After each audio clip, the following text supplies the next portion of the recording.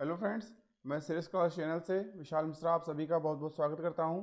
आज हम पढ़ने जा रहे हैं 2500 प्लस मोस्ट इम्पॉर्टेंट क्वेश्चंस की श्रृंखला में 13वीं ईवीएस की 20 प्रश्नों की सीरीज, जो आने वाले STET, UPTET, CTET, REET, UTET, MPTET आदि सभी प्रकार के टेट एग्ज़ाम्स के लिए बहुत ही ज़्यादा महत्वपूर्ण होने वाली है।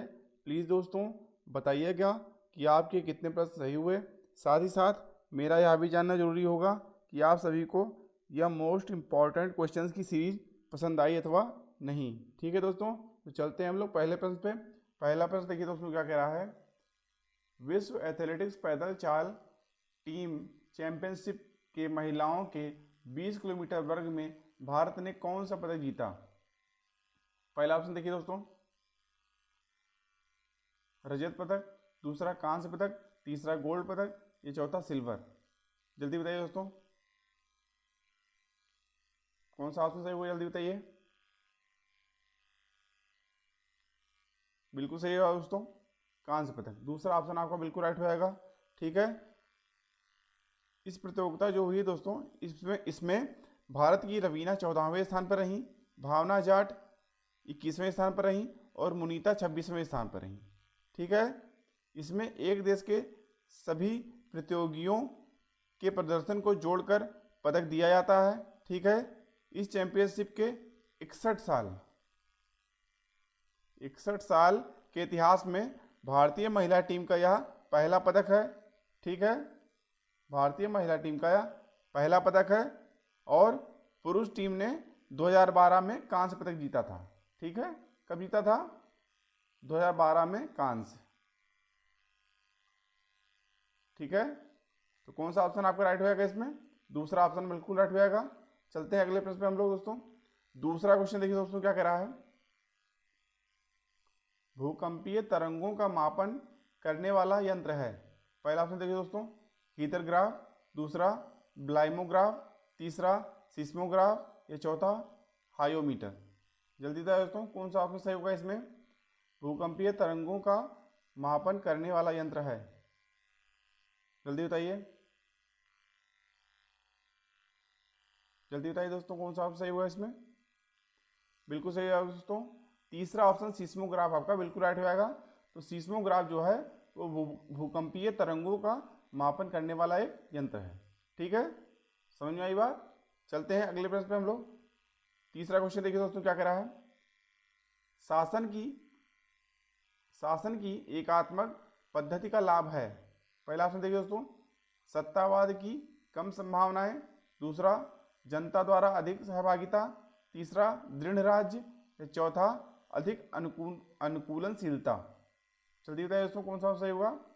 शासन की एकात्मक पद्धति का लाभ है, सत्तावाद की कम संभावनाएं, जनता द्वारा अधिक सहभागिता, तीसरा दृढ़ राज्य, या चौथा अधिक अनुकूलनशीलता। जल्दी बताइए दोस्तों कौन सा ऑप्शन सही होगा इसमें, जल्दी बताइए। बिल्कुल सही है दोस्तों, तीसरा ऑप्शन दृढ़ राज्य आपका बिल्कुल राइट होएगा। ठीक है, इसमें जो है शासन की एकात्मक पद्धति में केंद्र सर्वोपरि होता है दोस्तों, जो कि राज्य को सुदृढ़ता प्रदान करता है। ठीक है, तो कौन सा ऑप्शन आपका राइट होएगा?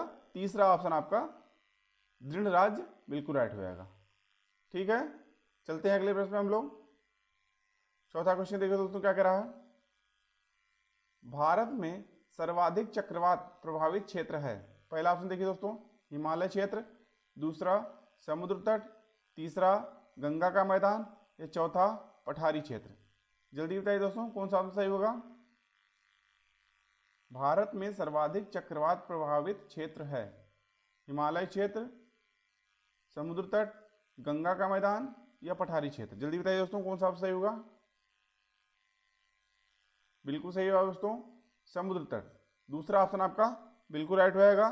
ठीक है, इसमें दोस्तों 4 मुख्यतः राज्य हैं, जो जैसे आंध्र प्रदेश, उड़ीसा, तमिलनाडु, पश्चिम बंगाल, और एक केंद्र शासित प्रदेश पूर्वी तट पर जो पांडुचेरी है दोस्तों। ये चक्रवात आपदाओं के लिए सबसे अधिक संवेदनशील है। ठीक है दोस्तों, समझ में आई बात। तो कौन सा ऑप्शन आपका राइट होएगा? दूसरा ऑप्शन आपका समुद्र तट बिल्कुल राइट होएगा। ठीक है, चलते हैं अगले प्रश्न में दोस्तों। 5वां क्वेश्चन देखिए दोस्तों क्या कह रहा है। भारत में हर साल राष्ट्रीय विज्ञान दिवस कब मनाया जाता है? पहला ऑप्शन देखिए दोस्तों 18 मई, दूसरा 21 अप्रैल, तीसरा 15 मार्च, ये चौथा 28 फरवरी। जल्दी बताइए दोस्तों कौन सा ऑप्शन सही होगा, जल्दी बताइए दोस्तों। भारत में हर साल राष्ट्रीय विज्ञान दिवस कब मनाया जाता है? जल्दी बताइए।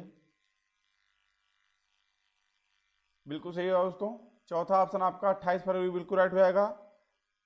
राष्ट्रीय विज्ञान दिवस जो है दोस्तों, इसमें राष्ट्रीय विज्ञान दिवस विज्ञान से होने वाले लाभों के प्रति समाज में जागरूकता लाने और वैज्ञानिक सोच पैदा करने के उद्देश्य से राष्ट्रीय विज्ञान एवं प्रौद्योगिकी परिषद तथा विज्ञान एवं प्रौद्योगिकी मंत्रालय के तत्वाधान में हर साल 28 फरवरी को भारत में मनाया जाता है। ठीक है, यह दिवस रमन प्रभाव की खोज के कारण मनाया जाता है। किसके कारण दोस्तों? रमन प्रभाव की खोज के कारण मनाया जाता है। ठीक है, इस खोज की घोषणा भारतीय वैज्ञानिक सर चंद्रशेखर वेंकट रमन, कौन दोस्तों? भारतीय वैज्ञानिक सर चंद्रशेखर वेंकट रमन ने 28 फरवरी 1928 को किया। ठीक है, इसके लिए इन्हें 1930 में नोबेल प्राइज भी मिला। कब मिला दोस्तों? 1930 में इनको इसके लिए नोबेल प्राइज मिला। ठीक है दोस्तों, तो कौन सा ऑप्शन आपका राइट होएगा? 28 फरवरी आपका बिल्कुल राइट होएगा। चलते हैं अगले प्रश्न में दोस्तों। 6 क्वेश्चन देखिए दोस्तों क्या कह रहा है। भारत में पर्यावरणीय विभाग की स्थापना का वर्ष है? पहला ऑप्शन देखिए दोस्तों 1965, दूसरा 1970, तीसरा 1985, ये चौथा 1980। जल्दी बताइए दोस्तों कौन सा ऑप्शन सही होगा। भारत में पर्यावरणीय विभाग की स्थापना का वर्ष है, जल्दी बताइए, जल्दी बताइए दोस्तों कौन सा ऑप्शन सही होगा, जल्दी बताइए। बिल्कुल सही है दोस्तों, चौथा ऑप्शन आपका 1980 बिल्कुल राइट हो जाएगा। तो भारत में पर्यावरणीय विभाग की स्थापना सन 1980 में हुई। ठीक है दोस्तों, समझ में आई बात। चलते हैं अगले प्रश्न में हम लोग। 7वां क्वेश्चन देखिए दोस्तों क्या कह रहा है। निम्नलिखित में से किस देश का अलिखित संविधान है? पहला ऑप्शन देखिए दोस्तों भारत, दूसरा संयुक्त राज्य अमेरिका, तीसरा पाकिस्तान, ये चौथा यूनाइटेड किंगडम। जल्दी बताइए दोस्तों निम्नलिखित में से किस देश का अलिखित संविधान है? जल्दी बताइए, जल्दी बताइए दोस्तों। बिल्कुल सही है दोस्तों, चौथा ऑप्शन यूनाइटेड किंगडम आपका बिल्कुल राइट हो जाएगा। ठीक है, यूनाइटेड किंगडम को ब्रिटेन। ठीक है, तो ब्रिटेन जो दोस्तों यह जो है यूके का संविधान अलिखित है तथा यह संसदीय परंपराओं के आधार पर यहाँ शासन होता है। ठीक है, और यूएसए, पाकिस्तान एवं भारत के लिखित संविधान है। ठीक है, यूएसए मीन्स संयुक्त राज्य America, United state of America, Pakistan एवं भारत के लिखित संविधान है। तो इसमें कौन सा ऑप्शन आपका राइट होगा दोस्तों? चौथा ऑप्शन आपका यूनाइटेड किंगडम आपका बिल्कुल राइट होगा। ठीक है, समझ में आई बात दोस्तों। चलते हैं हम लोग अगले प्रश्न पे। 8वां क्वेश्चन देखिए दोस्तों क्या कह रहा है। विश्व की प्रमुख आपात स्वयंसेवी संस्था है इसमें से कौन सी दोस्तों बताइए। लाइफलाइन, दूसरा रेड क्रॉस, तीसरा रेड सर्कल, ये चौथा रेड लाइन। जल्दी बताइए दोस्तों कौन सा सही होगा इसमें। विश्व की प्रमुख आपात स्वयंसेवी संस्था इसमें से कौन सी है? जल्दी बताइए, जल्दी बताइए दोस्तों कौन सा सही होगा। बिल्कुल सही होगा दोस्तों, दूसरा ऑप्शन आपका रेड क्रॉस आपका बिल्कुल राइट हो जाएगा। ठीक है, रेड क्रॉस की स्थापना दोस्तों 1863 में हेनरी ड्यूनेंट, कौन दोस्तों?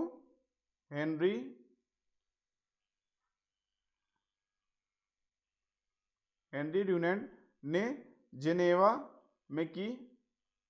ठीक है, इसका मुख्यालय दोस्तों स्विट्जरलैंड जेनेवा में है। ठीक है, इन्हें 3 बार नोबेल पुरस्कार इन्हें मिला।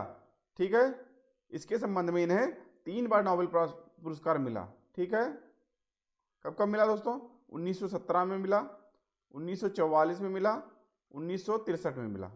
ठीक है दोस्तों, इसका उद्देश्य जो होता है विश्व जो रेड क्रॉस दोस्तों रेड क्रॉस जो है, इसका उद्देश्य जो है यह युद्ध या विपदा के समय में जो कठिनाइयों से उत्पन्न होती है, वहाँ कठिनाइयाँ उत्पन्न होती हैं, उससे राहत दिलाना इसका कार्य है। प्रतिवर्ष दोस्तों 8 मई को रेड क्रॉस डे 8 मई को रेड क्रॉस डे मनाया जाता है, जो हेनरी ड्यूनेंट के जन्म दिवस को ही या जाना जाता है। तो हेनरी ड्यूनेंट का जो जन्मदिन होता है वो 8 मई को होता था, तो इसीलिए प्रतिवर्ष रेड क्रॉस डे जो है 8 मई को मनाया जाता है। ठीक है दोस्तों, तो कौन सा ऑप्शन राइट होएगा आपका? दूसरा ऑप्शन आपका बिल्कुल राइट होएगा। रेड क्रॉस आपका इसमें 8 मई का आंसर हो जाएगा। चलते हैं अगले प्रश्न पर लोग। 9th क्वेश्चन देखिए दोस्तों क्या कह रहा है, विश्व उच्च रक्तचाप दिवस कब मनाया जाता है? विश्व उच्च रक्तचाप दिवस कब मनाया जाता है? ठीक है, पहला ऑप्शन देखिए दोस्तों 23 जनवरी, दूसरा 17 मई, तीसरा 16 फरवरी, चौथा 14 अप्रैल। जल्दी बताइए दोस्तों कौन सा ऑप्शन सही होगा? जल्दी बताइए दोस्तों। विश्व उच्च रक्तचाप दिवस कब मनाया जाता है? जल्दी बताइए। बिल्कुल सही होगा दोस्तों, 17 मई आपका दूसरा आंसर बिल्कुल राइट हो जाएगा। ठीक है, विश्व उच्च रक्तचाप दिवस 17 मई को मनाया जाता है। इसमें दोस्तों हम देख रहे हैं कि लोगों को गलत खान पान की वजह से व गलत आदतों के कारण हाइपरटेंशन की समस्या लोगों को इस समय हो रही है। ठीक है, अतः लोगों में हाइपरटेंशन के प्रति जागरूकता फैलाने के लिए हर साल दोस्तों 17 मई को वर्ल्ड हाइपरटेंशन डे मनाया जाता है। ठीक है दोस्तों, यानी विश्व उच्च रक्तचाप दिवस मनाया जाता है। ठीक है, तो दूसरा ऑप्शन आपका 17 मई बिल्कुल राइट हो जाएगा। ठीक है, चलते हैं अगले प्रश्न में दोस्तों हम लोग। 10th क्वेश्चन देखिए दोस्तों क्या कह रहा है, भारत में भूस्खलन से प्रभावित है कौन से क्षेत्र प्रभावित है दोस्तों बताइए? गंगा का मैदान, दूसरा समुद्र तट, तीसरा हिमालय क्षेत्र, या चौथा थार मरुस्थल। जल्दी बताइए दोस्तों, भारत में भूस्खलन से प्रभावित कौन से क्षेत्र हैं? गंगा का मैदान, समुद्र तट, हिमालय क्षेत्र, ये चौथा थार मरुस्थल। जल्दी बताइए दोस्तों कौन सा ऑप्शन सही होगा? जल्दी बताइए। बिल्कुल सही होगा दोस्तों, तीसरा ऑप्शन आपका हिमालय क्षेत्र बिल्कुल राइट हो जाएगा। तो भारत में भूस्खलन के लिए सबसे ज़्यादा प्रभावित हिमालय क्षेत्र है इनमें से। ठीक है, चलते हैं अगले प्रश्न पे दोस्तों। 11वां क्वेश्चन देखिए दोस्तों क्या कह रहा है, जिस संविधान सभा द्वारा भारत के संविधान का अधिनियम किया गया उसके सदस्य कौन थे? पहला ऑप्शन देखिए दोस्तों, नामित लोगों द्वारा सीधे निर्वाचित, दूसरा गवर्नर जनरल द्वारा नामित, तीसरा राजनीतिक दलों द्वारा, या चौथा विभिन्न प्रांतों की विधानसभाओं द्वारा निर्वाचित। जल्दी बताइए दोस्तों कौन सा ऑप्शन सही होगा इसमें? जल्दी बताइए। जल्दी बताइए दोस्तों कौन सा ऑप्शन सही होगा? बिल्कुल सही होगा दोस्तों, चौथा ऑप्शन आपका विभिन्न प्रांतों की विधानसभाओं द्वारा निर्वाचित सदस्य जो थे, ये आपका बिल्कुल राइट हो जाएगा।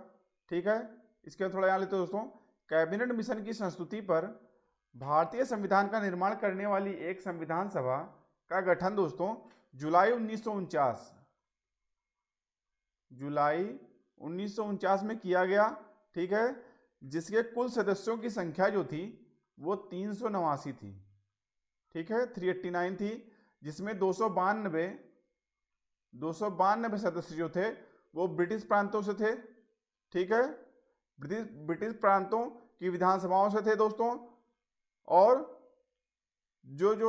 और दोस्तों इसमें 4 सदस्य चीफ कमिश्नरी क्षेत्रों के प्रतिनिधि थे तथा 93 देशी रियासतों के प्रतिनिधि थे। ठीक है, इसमें 4 सदस्य जो थे वो चीफ कमिश्नरी से थे, चीफ कमिश्नरी क्षेत्र से थे, एवं 93 सदस्य देशी रियासतों से थे। ठीक है, समझ में आई बात? तो कौन सा ऑप्शन आपका राइट हो जाएगा? चौथा ऑप्शन आपका इसमें बिल्कुल राइट हो जाएगा। विभिन्न प्रांतों की विधानसभाओं द्वारा निर्वाचित सदस्य। ठीक है, चलते हैं अगले प्रश्न पे दोस्तों हम लोग। 12वां क्वेश्चन देखिए दोस्तों क्या कह रहा है। केंद्रीय गंगा प्राधिकरण का गठन वर्ष है इसमें से कौन सा है दोस्तों बताइए। वर्ष 1975, दूसरा वर्ष 1978, वर्ष 1982 या वर्ष 1985। जल्दी बताइए दोस्तों, केंद्रीय गंगा प्राधिकरण का गठन वर्ष है, जल्दी बताइए, जल्दी बताइए दोस्तों। बिल्कुल सही है दोस्तों, चौथा ऑप्शन आपका बिल्कुल राइट हो जाएगा 1985। ठीक है, ये जो है दोस्तों जून 1985 में, जून 1985 में केंद्रीय गंगा प्राधिकरण का गठन हुआ। ठीक है, एवं गंगा नदी पर प्रदूषण भार को तत्काल कम करने के लिए दोस्तों गंगा कार्य योजना यानी गैप, गंगा कार्य योजना यानी गैप पर्यावरण विभाग द्वारा दिसंबर 1984 में तैयार किया गया। ठीक है दोस्तों, तो कौन सा ऑप्शन आपका राइट हो जाएगा इसमें, 1985 आपका बिल्कुल राइट हो जाएगा। ठीक है, चलते हैं अगले प्रश्न पे हम लोग। 13वां क्वेश्चन देखिए दोस्तों क्या कह रहा है। संविधान के अंतर्गत भारतीय लोकतंत्र के आदर्शों को हम कहाँ देख सकते हैं। पहला ऑप्शन देखिए दोस्तों भाग 1 में, दूसरा ऑप्शन भाग 2 में, तीसरा ऑप्शन भाग 3 में, ये चौथा ऑप्शन प्रस्तावना में। जल्दी बताइए दोस्तों, संविधान के अंतर्गत भारतीय लोकतंत्र के आदर्शों को हम कहाँ देख सकते हैं, जल्दी बताइए, जल्दी बताइए दोस्तों, जल्दी बताइए दोस्तों कौन सा ऑप्शन सही हुआ। बिल्कुल सही है दोस्तों, चौथा ऑप्शन आपका प्रस्तावना बिल्कुल राइट हो जाएगा। तो संविधान के अंतर्गत भारतीय लोकतंत्र के आदर्शों को हम प्रस्तावना में देख सकते हैं। ठीक है दोस्तों, इसका थोड़ा जान लेते हैं।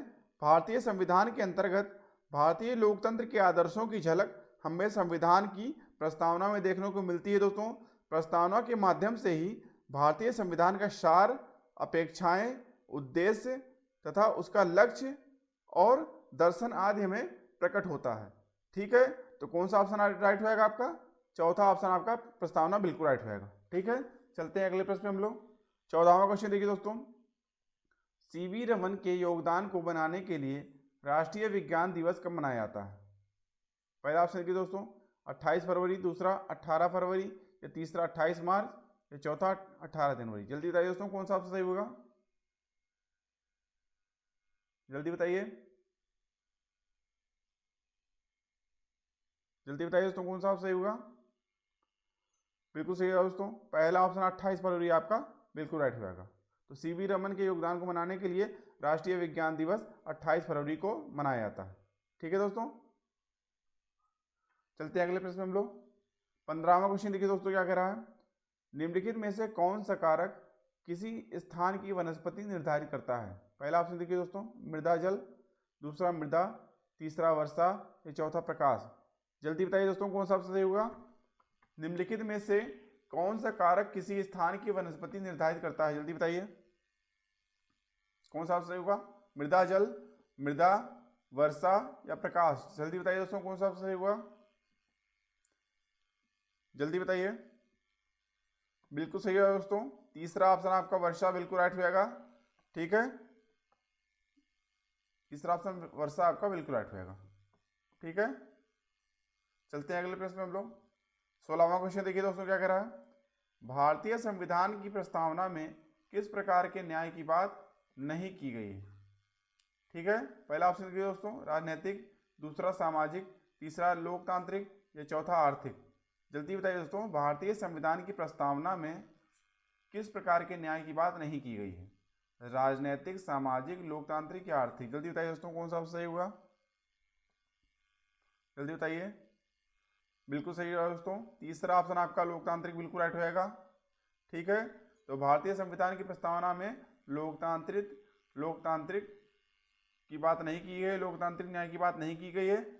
ठीक है, बाकी राजनीतिक, सामाजिक और आर्थिक की बात की गई है। ठीक है, इसका थोड़ा जान लेते हैं। भारतीय संविधान की प्रस्तावना में सामाजिक, आर्थिक और राजनीतिक न्याय की बात की गई है, जबकि लोकतांत्रिक शब्द का प्रयोग लोकतंत्रात्मक गणराज्य बनाने के लिए किया गया है। ठीक है, तो लोकतांत्रिक का प्रयोग दोस्तों कहाँ किया गया है, लोकतंत्रात्मक गणराज्य, लोकतंत्रात्मक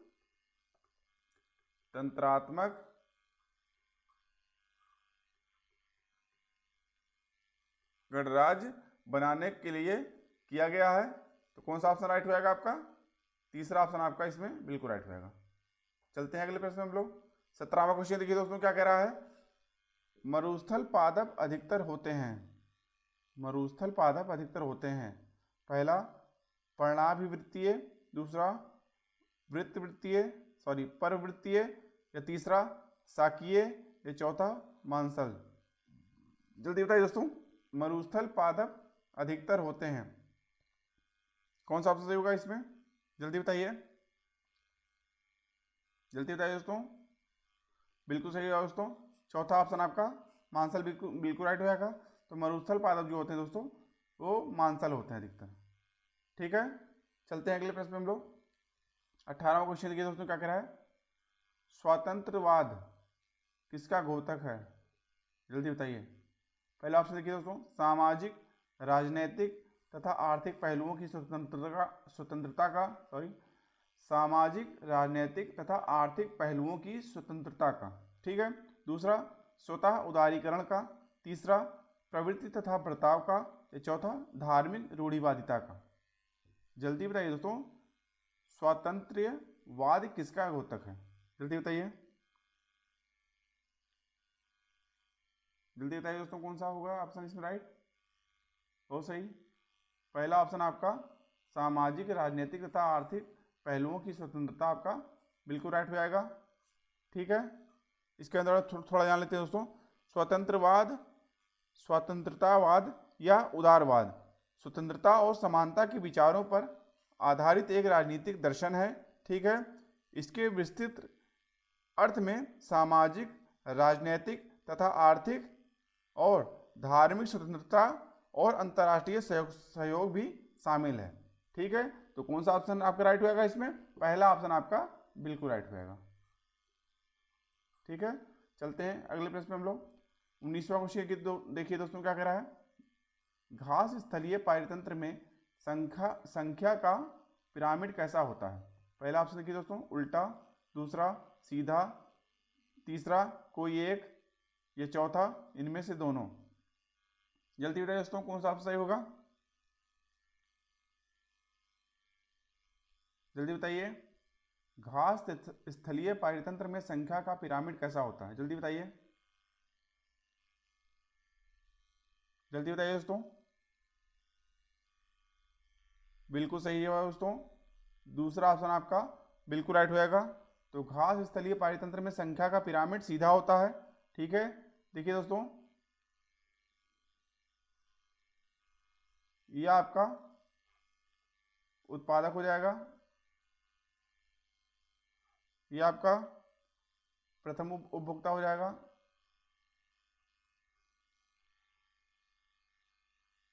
यह आपका द्वितीय उपभोक्ता,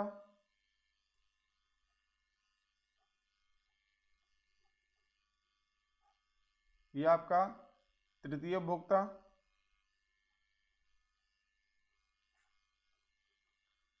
और ये आपका उच्च मांसाहारी। ठीक है, तो घास स्थलीय पारितंत्र में संख्या का पिरामिड कैसा होता है दोस्तों? सीधा होता है। ठीक है, दूसरा ऑप्शन आपका बिल्कुल राइट हो जाएगा। चलते हैं अगले प्रश्न पे दोस्तों। 20वां क्वेश्चन देखिए दोस्तों क्या कह रहा है, और ये आज का लास्ट क्वेश्चन है। इनमें से कौन भारतीय थल सेना के पूर्व अध्यक्ष हैं जिनका अभी जल्द ही निधन हुआ? पहला ऑप्शन देखिए दोस्तों क्या कह रहा है, जनरल वीएन शर्मा, दूसरा सुनीत फ्रांसिस रोड्रिक्स, तीसरा जनरल बीसी जोशी, या चौथा जनरल बिपिन रावत। जल्दी बताइए दोस्तों, कौन सा ऑप्शन सही होगा? जल्दी बताइए, इनमें से कौन भारतीय थल सेना के पूर्व अध्यक्ष हैं जिनका अभी जल्द ही निधन हुआ? जल्दी बताइए दोस्तों। बिल्कुल सही है दोस्तों, दूसरा ऑप्शन आपका बिल्कुल राइट हो जाएगा। तो सुनीत फ्रांसिस रोड्रिक्स जो है ये आपका बिल्कुल राइट हो जाएगा, दूसरा ऑप्शन। इसका थोड़ा जान लेते हैं दोस्तों। ये जो है 1990 से 1993 के बीच में, 1990 से 1993 के बीच में भारतीय थल सेना का नेतृत्व करने वाले रोड्रिक्स जो हैं ये 88 वर्ष की आयु में 88 वर्ष की आयु में अभी जो है रिसेंटली 4 मार्च को इनका निधन हुआ। वे 2004 से 2010 के बीच में ये पंजाब के राज्यपाल भी रह चुके हैं।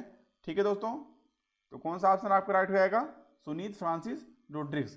अच्छा दोस्तों, इसमें पंजाब के सीएम कौन है? चरणजीत सिंह चन्नी। ठीक है, और राज्यपाल यहाँ के श्री बनवारी लाल पुरोहित जी हैं। ठीक है दोस्तों, तो आज के लिए दोस्तों बस इतना ही। आप कमेंट करके जरूर बताइएगा कि आपको यह इंपॉर्टेंट क्वेश्चन की सीरीज कैसी लगी।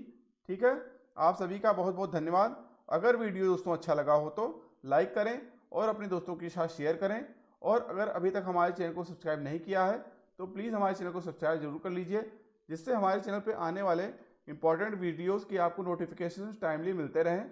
ठीक है दोस्तों, तो आज के लिए इतना ही। Thank you. जय हिंद।